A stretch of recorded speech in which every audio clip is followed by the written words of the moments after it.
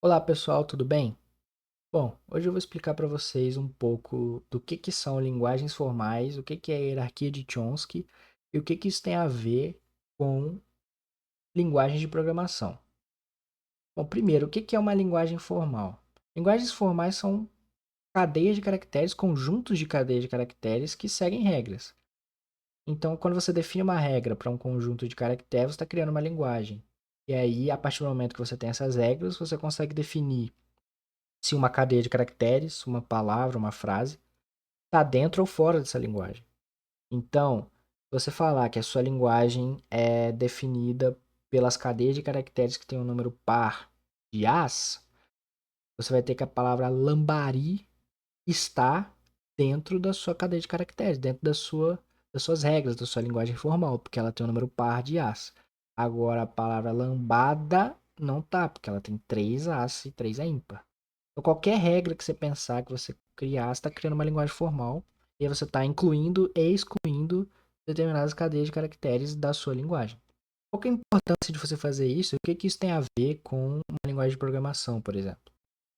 Você precisa que o computador entenda o que você está escrevendo. Mas para ele entender o que você está escrevendo, para ele conseguir transformar o seu código num conjunto de instruções para executar, ele precisa ter regras bem definidas que vão dizer para ele o que ele pode aceitar e o que ele pode excluir e o que essas coisas que ele está aceitando significam. Então, como o computador ele só consegue fazer conta, ele não vai conseguir admitir ambiguidade, por exemplo. Então, você tem que definir regras que não sejam ambíguas e que o computador não vai ficar confuso. Por exemplo, ele tem que saber que x mais y asterisco 2 é diferente de mais xy 2 asterisco. As linguagens de programação, como a linguagem formal, elas possibilitam isso. E aí, essas linguagens formais, elas podem ser classificadas dentro de um modelo de mais complexo para menos complexo, dentro de uma hierarquia, complexidade, digamos assim. Quem inventou essa hierarquia foi o Noam Chomsky. Esse cara, ele era um linguista, mas a pesquisa dele, as contribuições dele, se estendem para várias áreas do conhecimento, como filosofia, ciência cognitiva, política e, óbvio, teoria da computação, senão a gente nem estava falando dele. Ele foi um dos maiores intelectuais do século XX, né? Ele nasceu em 1928, fez um monte de coisa aí sinistra que ajudou um monte de gente. Mas qual que foi a contribuição dele nessa área específica que interessa pra gente? Ele definiu uma hierarquia para linguagens. Definiu uma hierarquia que separa linguagens entre mais complexa e menos complexa. E quando eu falo de complexidade aqui, eu estou querendo dizer de ter mais ou menos regras. Então, por exemplo, a gente tem tipo 0, tipo 1, tipo 2, tipo 3.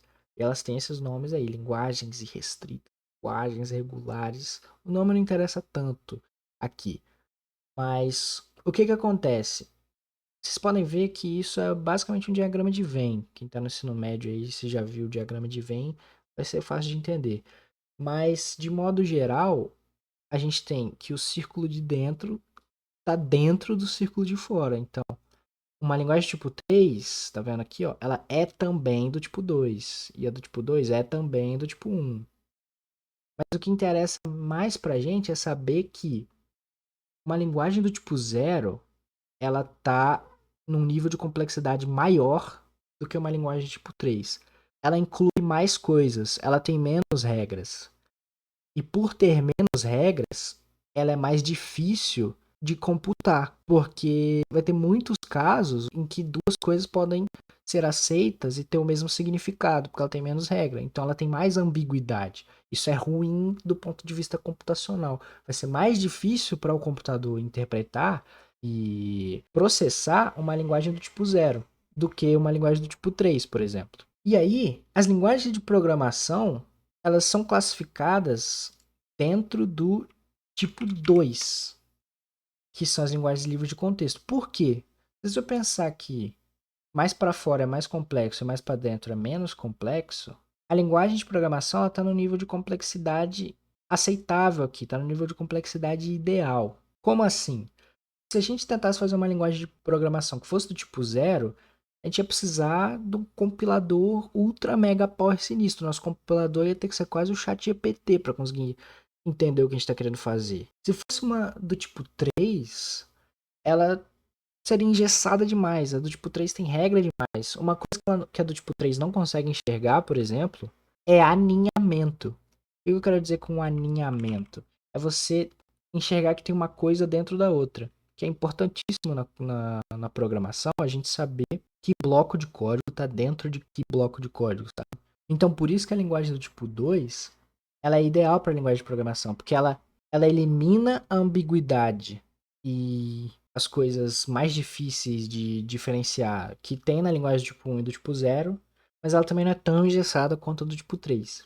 E aqui, nesse slide, a gente tem um exemplo de como você escreveria formalmente uma gramática para descrever, por exemplo, uma linguagem de parênteses balanceados. Então, você definiu a regra que a sua linguagem é formada por todas as cadeias de parênteses, onde você tem parênteses que abrem e fecham de forma bonitinha. Você não vai ter parênteses que fica aberto, você não vai ter um parênteses para um lado, outro para o outro, nada a ver.